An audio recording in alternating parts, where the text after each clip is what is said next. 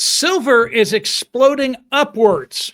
Banks are panicking, and the stock market just doesn't even know what to do with it. Brics countries do know what to do about it. They're stocking up like nobody's business. And we're trying to keep you ahead of the crowd here at the Poplar Report. So let's talk about what happens next. I brought on an expert in all things silver and gold, the one and only Bill Armour. Hey, Bill, welcome to the channel. Welcome. Glad to be here. All right, I got a big question for you. A lot of people are saying that this spike in silver prices is unsustainable. It's going to come crashing back. Other people are saying it's going to keep going up and go to the moon.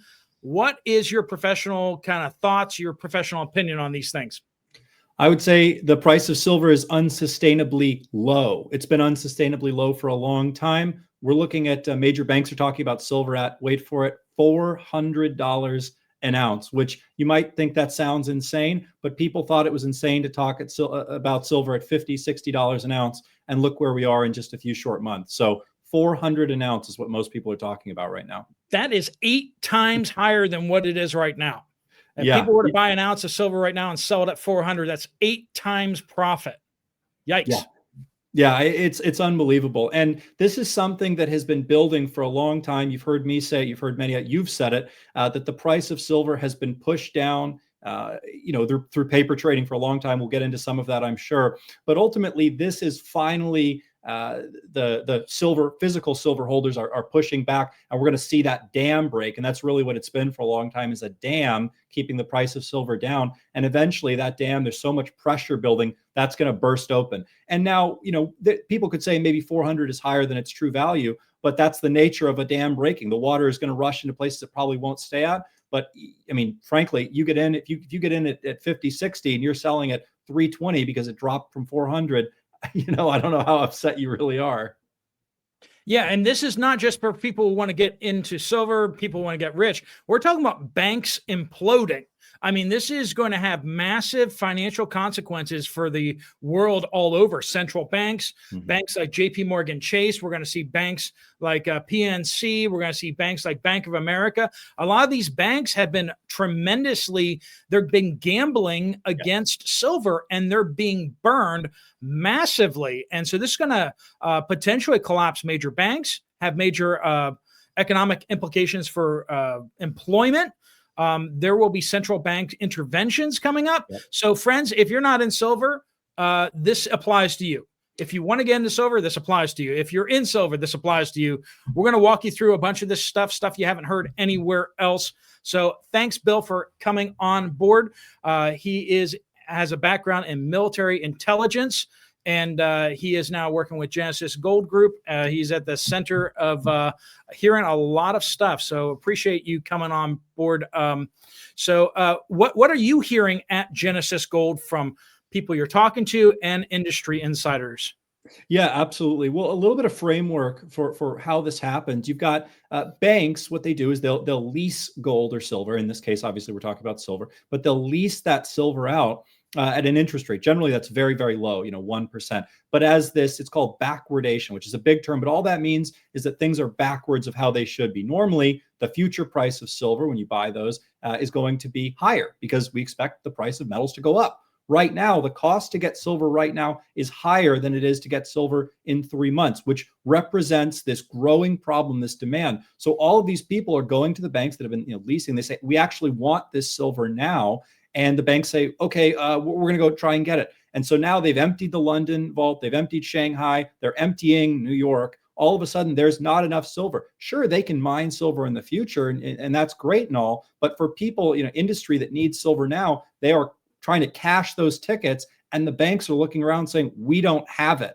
And so that's where you run into this problem. It's kind of like, any of these, you've seen short squeezes before. It's similar. They play this house of cards. They design the systems to keep prices low so that they can maintain profit. But eventually, when that house of cards comes crashing down, that's what happened with the mortgage-backed securities back in 2008. Right? They pushed it too far, and eventually the house cards collapsed, and it took trillions and trillions and trillions of dollars in bailouts. So this is a very similar, it's just the new scheme of today that banks have come up with. So as far as what we're hearing, around is we're hearing that this could have major banks wobbling. And we're talking about seriously wobbling. We're talking about they'll need bailouts. So bank failure is absolutely on the table. Major moves in metals as a response to this, both because the dollar is weakening, but also because if you can't get it, it's worth a lot more. No one wants to get rid of their silver. I saw an expert at a bank say that they're dealing with what they call the silver seizure. And what they mean is not that people are taking silver. They mean that people are seizing up because no one wants to give their silver away. So there is this gold rush for silver that's occurring. So we've never seen anything like it. It's not happened. A divergence, a gap this big hasn't happened in over 40 years. So this doesn't happen. This is incredible news. Yeah. What happens when we have somebody, one of these exchanges, who's trading hundreds of millions of ounces of silver at a time, promising that they'll deliver this silver? What happens when they just stop being able to deliver it? Like someone's like, give me 100 million ounces of silver, and they just say, we can't. What happens then, do you think? I mean, it's complete collapse. So generally, they're paying basically a percentage to these companies to hold that or to float that. But those percentages those companies can charge is going up, up, up. And normally, it's 1% maybe to float that silver to the person to make sure they can meet that demand when they have to. Right now, that's 50, 60%. So banks can't afford that. If they don't find supply and find it very, very quickly, the lease payments on that, and this may not make sense to viewers, but suffice to say this, the simplest way I can put this is if they don't get their hands on that silver and get it quickly, they will fall over. So, I mean, the system fails. If people are promised items they don't get delivered, that's fraud, of which all of these banks at this point are complicit in, which I don't think surprises a single person that's listening or watching. Bankers committing fraud. I can't believe it. I've never heard of such a thing. Yeah, this is getting bad because, I mean, we're seeing we have traders literally going out and hiring cargo planes to move 1,000-ounce bars of silver and 5,000-ounce bars of silver from New York over to London. I forget what the was it 1,000 ounces or 5,000 ounces for the exchanges. Yeah, 1,000 ounce bar. They got both, but yeah. And one thing I would add in, just a quick caveat there, is that there's also this tension because we've got tariffs in the mix, and the tariffs are 90-day retroactive tariffs. So the same people that want to bring to fill up the depositories and in London, they're worried that if they move silver to London all of a sudden, and then they institute those tariffs, well, guess what? Now you've got a 10% plus tariff on all that silver you just moved. So now you're losing money too. So they are in this massive pickle of if they don't send the metal to London, then it's effectively a run on the banks, but for people who are trying to sell this paper silver. But if they don't do that, it's a run on the silver banks. But on the other side, if they do send it, they risk going defunct because of the massive tariff bills they own. So they've put themselves in this unbelievable pickle. Yeah, on Monday it started off with a $1.40 spread price-wise between New York and London for physical delivery of metal. Mm-hmm. Then it spiked upwards to $3 yesterday. And you just told me earlier that you've seen some spikes hitting $4 a spread between, if you want to fly it from New York to London, you get $4 an ounce. That's pretty pricey. Yeah, it's a gap and I just want to read it. We've never seen this before. So not even, because people will say, Bill, was this like the Hunt brothers where it's they drove up the price and then obviously it came crashing down. This is the complete opposite. This is the price has been pushed so low by people like the reverse Hunt brothers, of people who are trying to keep silver low, and this is finally cracking out to where it should be.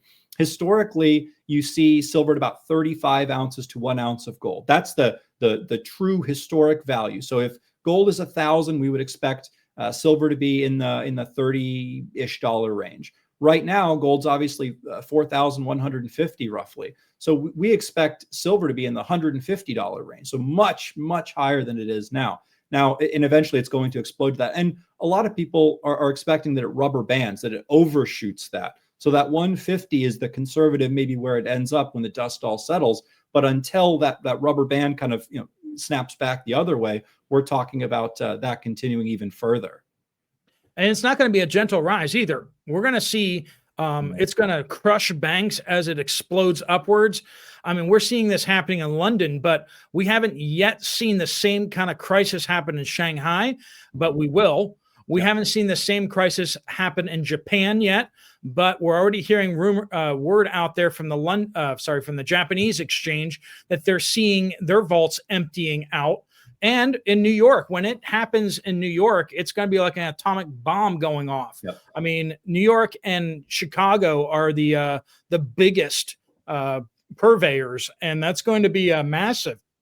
Yeah, this is, make no mistake, this is the 2008 of today. And what I mean by that is in 2008, it was mortgage-backed securities. It was, that was kind of the fraud that was occurring. This is metals. They're both similar. They both deal with tangibles that get turned into, tradable security and whatnot. That's fine. But this is that version of that. So if people can remember back to how 2008 went, it started, things looked shaky, and then it kind of recovered a little bit. And then all of a sudden they were doing that press conference, Bear Stearns, when the stock price dropped, in about 70%. And obviously everything fell apart from there. This is similar. We're going to start seeing major cracks across major banks. They're going to try and say everything's fine. We obviously know better. We've seen this is a dog and pony show. And then, of course, you see the system collapse. And I don't know. You look at 37 trillion in national debt. Are we buying our way out of this one? I don't know how you can when Jerome Powell still says, and I don't love everything he says, but he still says inflation is too high from the previous administration. So,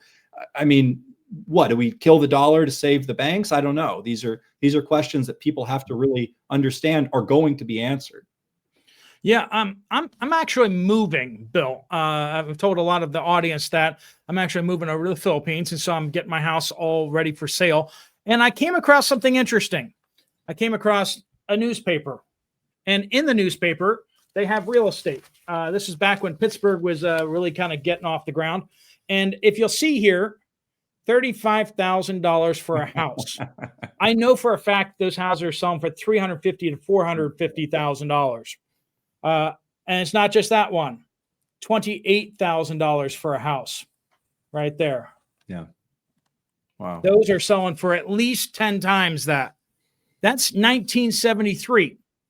1973. Those houses till now are 10 times more valuable against the dollar, which has lost 90% of its value. Mm-hmm. But the real question is, what was the price of silver back then? And the answer is it was $2.55. Silver's up 20 to 1, while real estate is up 10 to 1. And people always are like, wealth is in real estate. You should invest in real estate. That's where you're going to protect yourself in the long term. Well, silver right now, you'd be up 20 to 1 by just buying an inert piece of metal. Yeah. So some people wonder why I'm so big on silver. Well, that's one of the reasons. And, just the upside that's just getting started now is a major reason there too. Yeah. So, and you bring up a great point. And, one thing I would even add is with a home, you've got renovations, there's normal things you do, care for a home. With the silver, guess what? There's none of that. You're not constantly repairing the silver. So there's even probably a greater degree of increase there than even meets the eye. So you're exactly right. Silver has been dramatically increasing and will dramatically increase. And a lot of that has to do with how much we're using. We weren't using not even close to the amount of silver that we were using back 50 years ago. It's a totally different ballgame. Silver is now maybe the hottest or one of the hottest commodity metals here we talk about in terms of use. You've got, the Tomahawk missiles use 500 kilos of silver for each one they drop. So that's not recoverable silver either. So it's being used everywhere. It's an incredible metal. And there's not that much that we can get to above ground. There's a good amount that's deep below ground, but not really accessible. We don't have the tools in this day and age to get to it. So the amount that's accessible that we can get to is not that high. Yeah. Yeah. Just to correct you, not picking on you or whatever, I think it's 500 grams of silver. You said kilograms. That'd be a little heavy. But yeah, every single missile that's fired, every single interceptor, every single smart bomb that gets dropped, they all have silver in them. Every satellite that gets launched has silver in it. That's just a known fact. Every solar panel that gets put out has silver in it. And we're using up silver at a tremendous rate. And we're seeing some major problems out there. We talked about on this channel the Grasberg mine in Indonesia that is hopefully going to get back up and running sometime in 2027 or 2026, or maybe as late as 2027. But we're looking at losing about half of the mine output for a year. That's 3 million ounces less of silver. That's not inconsequential. We're mining about 800 million ounces of silver every year. And so 3 million ounces just gone. And that's just one of the little mining out issues that we've seen this year. And it's the 5th year where we're mining less silver than we're using. There's less silver now than there was in previous years. And it's just getting worse. And there's just this underinvestment in mining silver because it's been priced so cheap. So many of these mines weren't able to get it out of the ground for anything less than $25, $30 an ounce. And it was being shoved down to $20 an ounce. These mines were losing money. Mm-hmm. Yeah, exactly. We're gonna see it starts to get more and more expensive. They're going to try and ramp up production, but they can't meet this kind of demand. The demand is just enormous, and frankly, it takes a lot of time to set these mines up. Even once they get a mine set up, we're talking a year to get a mine set up or more, and then to actually start digging, and then to produce the silver. So it's a tremendous journey that takes a lot of heads up. So if we have supply problems today, it's not like someone can say, hey, it's a great idea to go mine silver. Let's go open a mine. We're talking years to get that set up, to get to a point where you can produce that. So we're years behind on production right now, not days, not months. And people want their silver now, not months from now, not silver years from now, et cetera.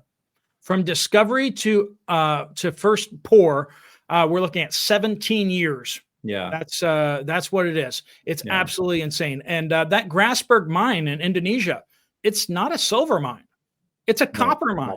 Mm-hmm. They operate to dig copper out of the ground. They just happen to come across silver as they go. And most of the silver that actually gets poured is coming from secondary sources where they're not looking for silver. I mean, they're happy that they find it, but they're not looking for it. There are very few silver mines out there. There's mostly copper mines that happen to spit out a bunch of silver. And so even if silver price goes up, are these copper mines really going to find it economically viable to ramp up production? Right. Even if copper doesn't go up in price, they're not going to ramp up production. Right. Yeah, you're exactly right. I mean, it's such a catch-22 at this point. So when we look at all of it together, you start to understand why, people like you, people like me have been so pro silver for so long. It's that this is, it's big news, but it's not necessarily surprising in the sense that it was just a matter of when, not if. So we're finally seeing this come to fruition, and it was expected, but it's still, people still are shocked to hear silver at 400, et cetera. So all of that to say, we're heading in an incredible direction. If you can get it now, obviously, that's what I'm telling everyone I talk to. I'm saying silver, silver, silver. I've been saying that for a long time. Don't get me wrong. Gold is tremendous and whatnot, but silver is really the one that's poised to explode. Yeah. Now, Genesis Gold's actually put together a presentation of this into a book form. It's the Silver Guide.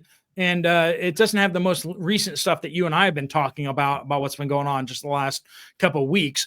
But Neil McDonough, which most people know him as the Band of Brothers actor that played Buck Compton, awesome guy. He partnered with Genesis Gold to write this Silver Guide, and you guys are providing it free to anyone who you'll find that link down the pinned comment down below or in the description.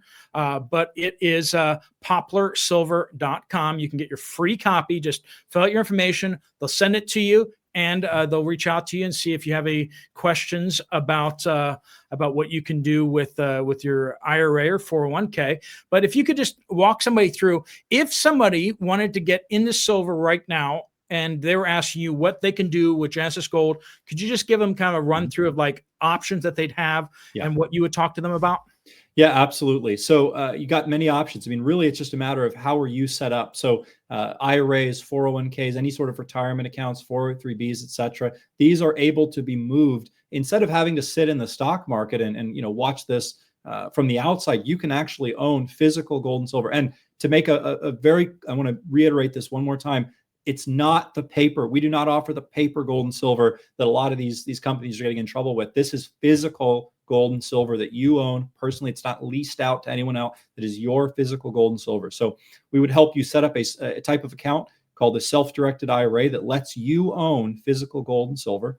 We would assist with a qualified rollover, meaning those funds move penalty-free, tax-free, no ifs, ands, or buts, no 1099s, nothing like that, from the current account into that self-directed, where you're actually able to pick out the gold and silver that you would like. Obviously, probably mostly silver right now. But at the end of the day, completely your call. We'll help you with that. We help with the entire process. White glove service to make sure that, because the IRS loves to find issues with different things. So we assist with all of that transfer process, help get the metals picked out. And then if you're looking at this and saying, man, I just want to, I've got a little bit of, of cash lying around or whatnot. I've got a CD in it, whatever it might be, you can also use that to purchase metals outright as well. We can help you convert the dollars that you've got into physical silver that you can either store at your home, in your own vault, in your own, wherever that might be, in the sock drawer, or of course, depository storage, if that's preferable as well. We can help you figure out that. So whatever way that you've got funds, if you're looking at this and saying, man, there's so many issues with the dollar, there's so many issues with the market, but there's a whole lot of reasons to be in silver, I'd rather do that. We can absolutely assist with that. All you have to do is go to the link there that was provided, or again, just call into Genesis Gold, mention you came from Steve, and we'll help you out with that process. Yeah, once again, that's poplarsilver.com. That's down in the pinned comment down below to get your free silver guide. That will walk you through a lot of the reasons why silver is the coolest thing and why you should maybe consider investing in that. But then the folks at Genesis Gold can walk you through and answer your questions to see if that's the best fit for you or if there's something else better. Who knows? Maybe you want to get into platinum. Yeah. Platinum's looking pretty hot right now, too. Or palladium. Mm-hmm. Palladium, yeah. You can go down the rabbit hole. Real stuff, though. Canned food, like Chickcoin, and then after that, precious metal is one of the best ways to go. All right, Bill, thank you so much for your time. Thanks so much for joining us and answering a bunch of our questions. We're going to keep an eye on this closely, and if things get popping off again, I'm going to bring you back on here because there's very few people I can talk to about silver that get it. But I like that you get it, and it's if it goes up 8 times, I mean, what would a stock market trader do for an investment that could go up 8 times or will probably go up 8 times? They would sell out their mother, put their mother in jail or something like that to get there.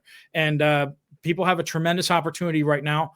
You had a tremendous opportunity before, but it's still as bright as ever before. So thank you so much, and have a great day. And folks, if you want to check out another video from this channel, there's one right there up on the screen. Just tap on that.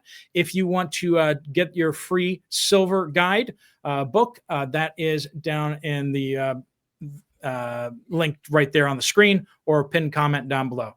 Until we see you guys again, Steve Poplar and Bill out. We'll talk to you guys later. God bless.